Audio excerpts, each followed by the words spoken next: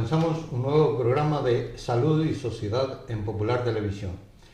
Hoy hemos vuelto aquí a la Clínica Sans en Castelar 1 para hablar de cirugía general y digestiva y bariátrica con el doctor Domínguez Díaz. Díez. Agustín Domínguez Díaz. Agustín, muchas gracias por estar con nosotros. Es un placer. Y te voy a preguntar en primer lugar, ¿qué es la cirugía general y digestiva?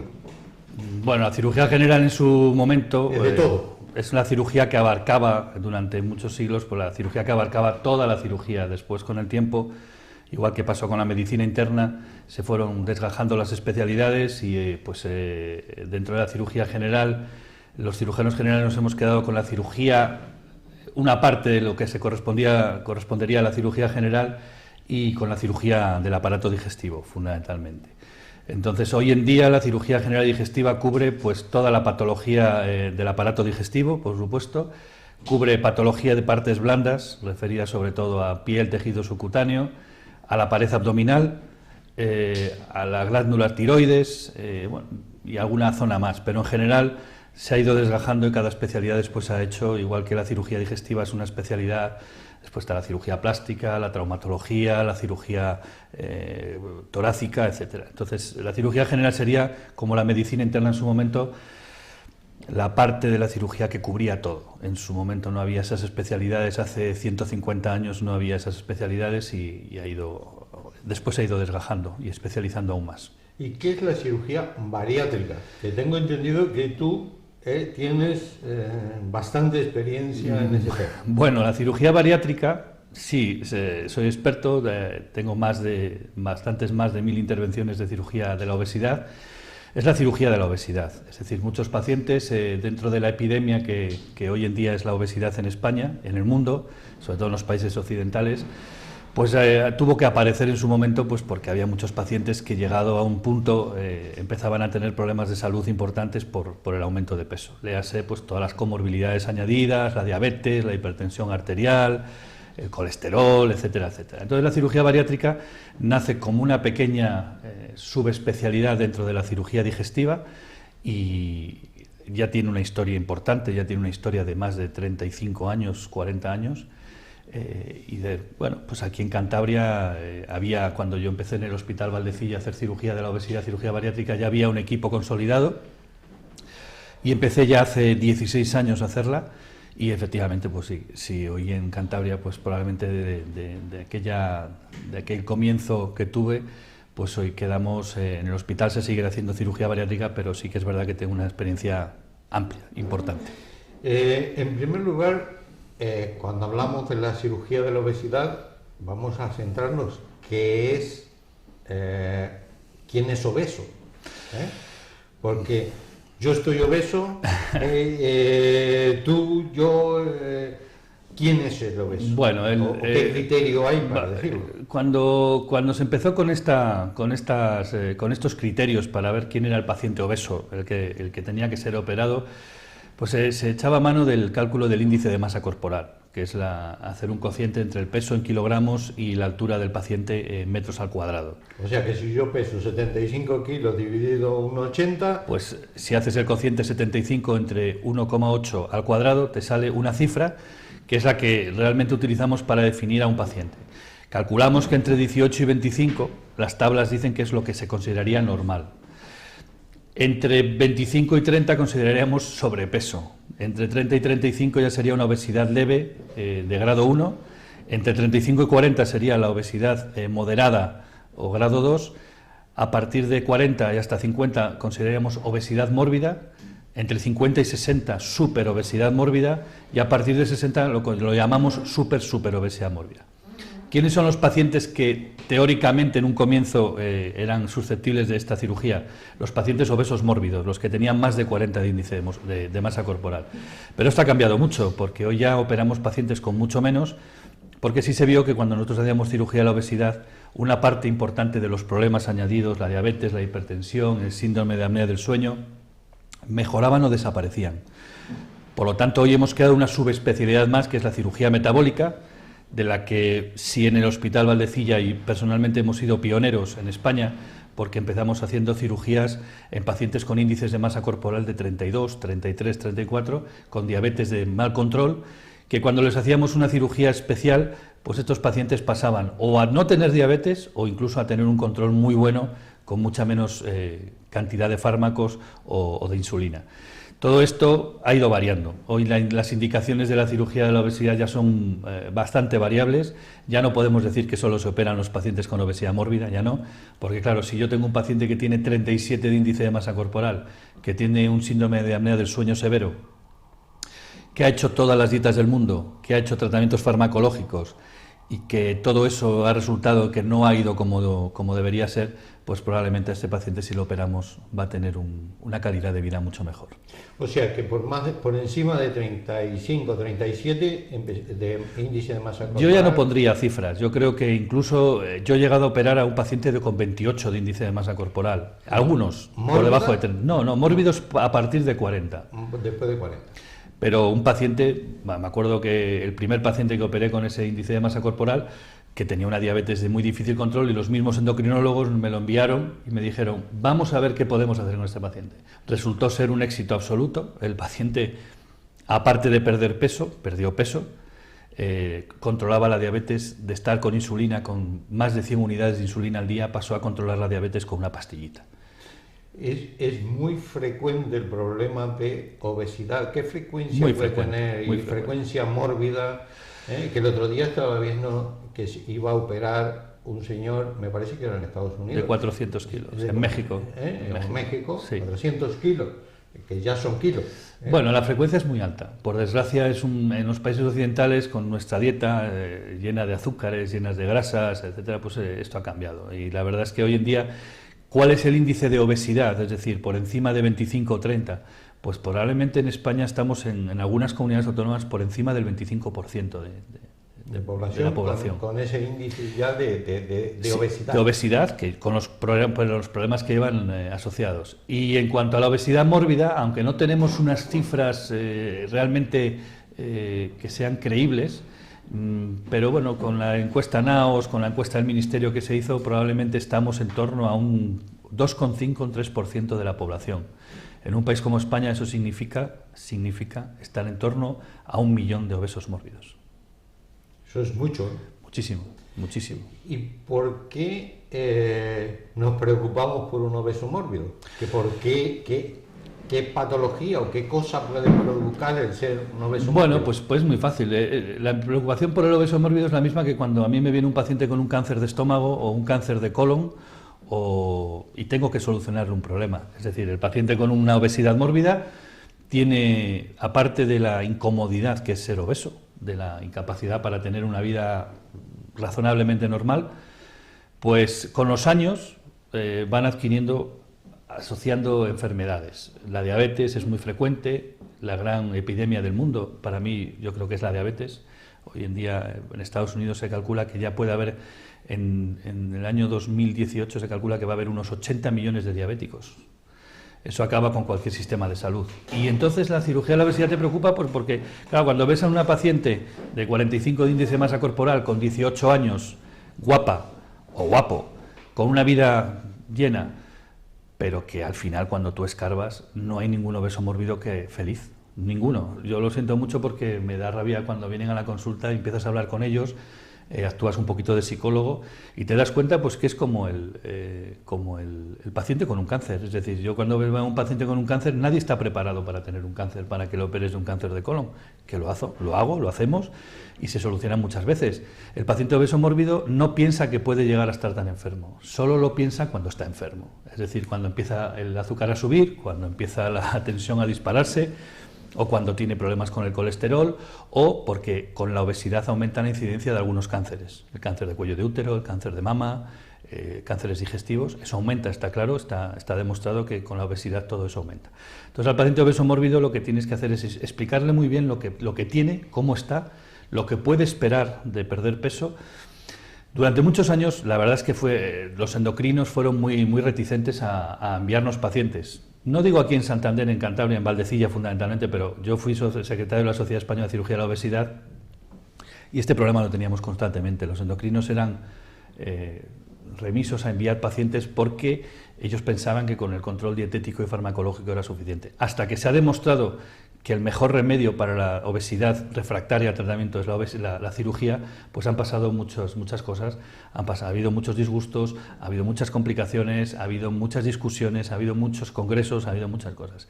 Y hoy en día el paciente obeso mórbido que viene a la consulta viene desesperado, porque pues una chica de 21 años que pese 125 kilos, pues está realmente... La sociedad además es muy cruel con la obesidad, la sociedad es muy cruel. ¿Y hay pacientes obesos que no quieran tratamiento? Sí, sí, claro, hay pacientes obesos que cuando tú les explicas lo bueno y lo malo de la cirugía, las posibles complicaciones, los posibles efectos secundarios, pues deciden que prefieren estar como están que arriesgarse a tener problemas o incluso a morir en una cirugía. Hay una tasa de mortalidad muy baja, pero hay una tasa de mortalidad. ¿Qué es lo que a mí me parece razonable? Que cuando un paciente viene a la consulta, tú hables con él y que le expliques tu experiencia. ¿Cuál es el problema de esta cirugía de la obesidad? Pues que desde mi punto de vista debe ser hecha por gente con mucha experiencia. Y hoy en día lo que está ocurriendo es que en nuestra comunidad está ocurriendo que gente con poca experiencia, con una experiencia de decenas de casos, no llegan a la centena, pues están dando consejos, hablando de cirugías que no han hecho, que van a hacer. Yo creo que la fase experimental de la cirugía de la obesidad ya pasó. Se sabe perfectamente lo que va bien, lo que va mal, los posibles efectos secundarios, los posibles beneficios, los posibles riesgos, y yo creo que hoy en día pues es una cirugía que en manos de gente con experiencia, pues esto está claro. Si yo tengo un cáncer de estómago, ¿con quién me voy a operar? Pues con quien haya operado muchos cánceres de estómago. Pues, ¿y hay tratamientos médicos para la obesidad? Sí, sí, hay muchos tratamientos. Lo que pasa es que... Es decir, yo antes de una cirugía quiero un tratamiento médico. Sí, de hecho, la mayoría de los pacientes con obesidad mórbida o obesidad que vienen a la consulta o que vemos en la consulta han pasado por todas esas etapas. Han pasado por el tratamiento dietético, que es el principal. Después han pasado muchos de ellos por tratamientos con fármacos para disminuir el peso, y muchos de ellos han pasado por otros tratamientos más agresivos de tipo endoscópico, como pueda ser balón intragástrico o el método POSE, etcétera, etcétera. Es decir, normalmente el paciente que viene a la consulta ya viene muy dirigido y es un paciente que sabe bastante bien a lo que viene. Otra cosa es que después tenemos el gran enemigo, que yo no lo creo, pero bueno, dicen que es un enemigo, que es Internet. Efectivamente, en Internet puedes leer desde lo mejor a lo peor. Y muchas veces confunde al paciente. Si el paciente viene a la consulta, si el paciente se deja asesorar, entonces es cuando tú le vas quitando todas esas ideas preconcebidas que venía de leer pues en Wikipedia o las páginas de salud, etcétera, etcétera. Ese es el gran enemigo de la medicina hoy día, es Internet. Yo tampoco estoy muy de acuerdo, porque probablemente el paciente que ha leído en Internet muchas cosas, cuando tú le explicas lo que tú piensas, pues dice, bueno, efectivamente, he leído, pero ahora me han dejado las cosas más claras. Entonces yo tampoco creo que sea un enemigo. Yo creo que la información siempre es buena, siempre que seas capaz de diferenciar lo bueno y lo malo. Cuando en esta cirugía de la obesidad, ¿qué le hacéis? Es decir, que históricamente empezó por otras cosas que creo que no son las que se hacen. Bueno, ha cambiado mucho. Las primeras cirugías de los años 60 del siglo pasado eran cirugías donde lo único que se hacía era reducir el tamaño del estómago, hacer un pequeño estómago de tal manera que el paciente comiera menos. Hoy también lo hacemos. Lo que pasa es que hoy tenemos un pequeño arsenal de cirugías. Cuando yo digo hay un pequeño arsenal, digo porque probablemente cuando viene un paciente a la consulta, esa es mi opinión, tú debes estar preparado para hablarle de todas, poder ofrecer todas. En mi caso he hecho de todas, las he hecho todas, unas más que otras, porque hay unas con las que a mí me parece que son mejores, pero tienes que poder ofrecer cirugías restrictivas donde solo disminuyes el tamaño del estómago. Que le coséis el estómago para que sea... Se puede hacer, se puede coser. De que quepa un litro, por decir algo. En vez de 10. Entonces, para eso tenemos también otro arma, que puede ser el balón intragástrico, que produce saciedad. Podemos tener métodos endoscópicos que, bueno, se hacen con una tasa, métodos endoscópicos quiero decir, a través del estómago, con tubos, pero en mi experiencia y por lo que he visto, los resultados a medio plazo y largo plazo no son buenos. ¿El balón tampoco? El balón es bueno, si está bien indicado. balón pero el balón hay que quitarlo. El balón se coloca por vía endoscópica, se deja en el estómago y es un se globo hincha, que se infla. se llena. El problema del balón es que hay que quitarlo. A los 7 meses hay que quitar el balón. Hay que quitarlo porque es un cuerpo que es un cuerpo extraño, que es de silicona y es bueno. La verdad es que yo he puesto muchos balones y van bien si están bien indicados. Lo que yo creo que es fundamental es asentar bien la indicación de lo que vas a hacer. Y dentro de todo ese armamento que tenemos, pues desde el balón intragástrico hasta un bypass biliopancreático de asa larga, pues tenemos una serie de cirugías. Tenemos cirugías restrictivas, como puede ser la banda gástrica o la gastrectomía vertical. ¿Qué es la banda gástrica? La banda gástrica es colocar un anillo de silicona que se hincha con un pequeño reservorio alrededor del esófago cuando el esófago se une con el estómago, y que lo que reducimos es la entrada de alimento en el estómago, de tal manera que el paciente come menos cantidad porque tiene saciedad precoz. Y si come mucho, vomita. Y si come mucho, vomita, efectivamente. Por eso digo que hay que escoger bien al paciente. Hay muchos pacientes que son gente que se pega atracones cuando llega a casa, en fin, hay una variedad. Pues ese paciente debería estar contraindicada totalmente una banda gástrica. ¿Por qué? Porque un día en un vómito de esos puede romper el esófago, puede hacer complicaciones serias que ocurren. Ha habido varias complicaciones en esta comunidad con la banda gástrica. Yo creo que falta información y que la gente que lo hace debería estar informada. La gente que lo hace debería informar para que la gente sepa a lo que atenerse. Y a partir de la banda, pues tenemos la gastrectomía vertical, que es quitar un trozo de estómago, dejar un tubo. ¿Lo cortáis? Sí, lo cortamos, nos lo llevamos. Y la verdad es que es una cirugía que va excelente porque quitamos una parte del estómago que produce una hormona, que es la hormona de la saciedad, la famosa grelina.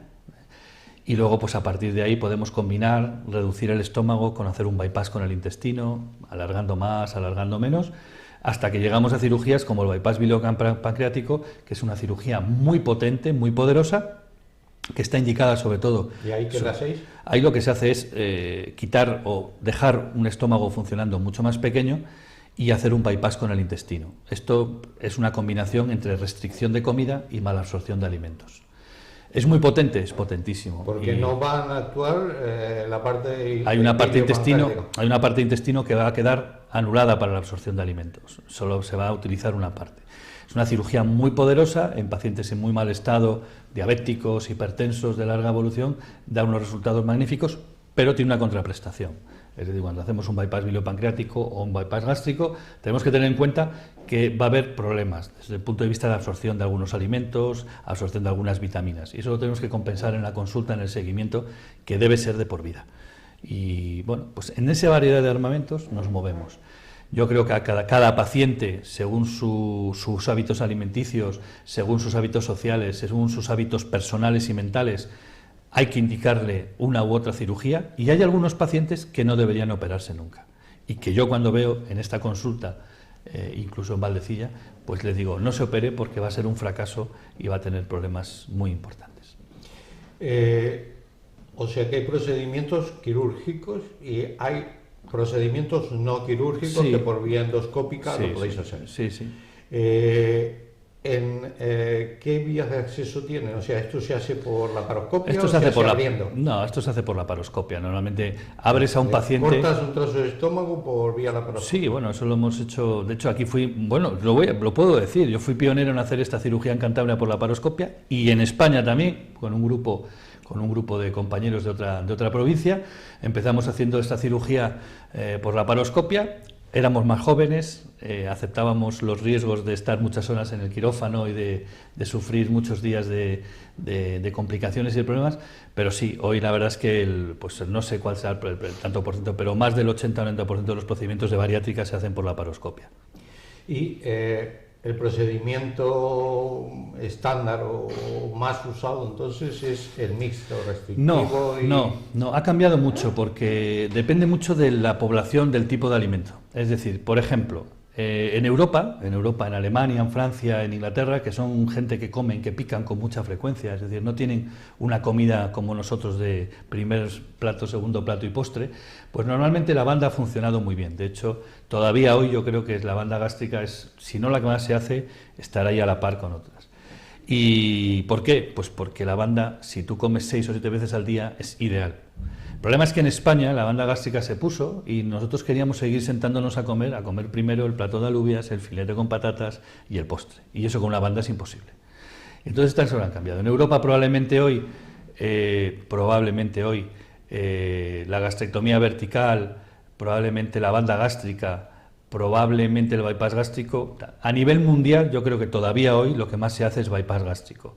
Pero sí que es verdad que está cambiando porque en Estados Unidos la cirugía es totalmente diferente. Son las mismas técnicas, pero la población no tiene nada que ver. Porque los americanos, los norteamericanos son grandes comedores de dulces. Entonces ahí tenemos un problema importante. Ya digo, es muy difícil, hay que ver país por país, región por región, qué es lo más frecuente. Yo creo que hoy se movería entre bypass gástrico, gastrectomía vertical. O sea, les cortas un trozo del estómago y eso, explícale, porque cuando estás hablando de bypass a lo mejor no se entiende. Es que le unes el estómago al intestino, pero en lugar de que vaya por el duodeno y vaya dando toda la vuelta, se lo unes a otra parte. Eso es hacer como dice la palabra, un bypass, es decir, bypassar el duodeno. ¿Y toda la parte biliar y pancreática? Eso después lo vuelves a unir con otra unión de intestino a intestino y hay una parte de los alimentos que no van a estar en contacto con las secreciones biliopancreáticas y en ese momento pues es cuando se produce la mala absorción. La combinación de restricción-mala absorción es muy potente, sobre todo porque además se sabe científicamente que cuando excluimos el paso del alimento por el duodeno, conseguimos que, primero, que el páncreas se descargue, que tenga que descargarse menos, se descarga mejor pero menos, y que podamos modificar sobre todo la diabetes. La diabetes se modifica mucho. ¿Y qué pros y contras pueden tener en general la cirugía de este tipo? Vamos a ver, si yo hago una cirugía restrictiva puramente, léase la banda o vea, por ejemplo, una gastrectomía vertical, tengo que tener en cuenta que el paciente va a cambiar de forma de comer. Es decir, su forma de comer va a ser totalmente diferente, va a ser un comedor de pequeñas cantidades, de menos cantidades, va a hacer una ingesta de muy pocas calorías que tienen que ser completas, tiene que comer todo pero en poca cantidad, y los problemas que puede tener fundamentalmente a largo plazo es que tenga dificultad para tragar algunos alimentos. Eso es lo fundamental. Cuando hacemos cirugía mixta, restrictiva, malabsortiva, tenemos que tener en cuenta siempre que el paciente va a comer más, va a comer mejor, no mejor, va a comer más, no mejor porque el paciente, lo comer mejor depende mucho de los hábitos del paciente, pero sí que tiene que tener en cuenta que puede tener mala absorción de algunas sustancias y que esas sustancias, en cierta manera, hay que reequilibrarlas con suplementos, con vitaminas, etcétera, etcétera. Pero bueno, la verdad es que hoy en día la tasa de complicaciones es muy baja. Hemos pasado épocas malas en toda España, en toda Europa, donde conocíamos menos, donde hemos tenido más complicaciones, problemas de las uniones, hasta que ya hace muchos años que esto que funciona bien. Yo he tenido algún paciente que tenía complicaciones, creo que por mal control, o por no control más bien, problemas metabólicos, iónicos, sí. Y alguno con alteraciones de la paratormona, o sea, de la... Sí, claro. Lógicamente, si yo hago un bypass biliopancreático, lo que voy a tener es una mala absorción de vitaminas liposolubles, la vitamina A, la D, la K y la E. Y entonces, lógicamente, si mal absorbo, tengo una mala absorción de vitamina D, van a bajar los niveles de calcio y lo que se va a producir es un aumento de la paratormona para compensar, con lo cual pues tengo problemas a nivel óseo, de osteoporosis, etc. Eso está claro. Pero cada problema tiene que ir, yo creo que tiene que ir solucionando cuando aparece. Y si no aparece porque has hecho una buena profilaxis o previsión, pues es lo ideal. O sea, necesitan tener un control continuo durante el tiempo. Yo creo que los pacientes con bypasses, sobre todo bypasses de tipo gástrico, bypass gastrointestinal o bypass biliopancreático, yo creo que deberían tener un control por lo menos anual todos los años de su vida. Doctor Domínguez, tenemos que hacer una pequeña pausa publicitaria y continuamos hablando de este tema tan interesante como es la cirugía de la obesidad. Así que, señores, una pequeña pausa y continuamos en Salud y Sociedad en Popular Televisión.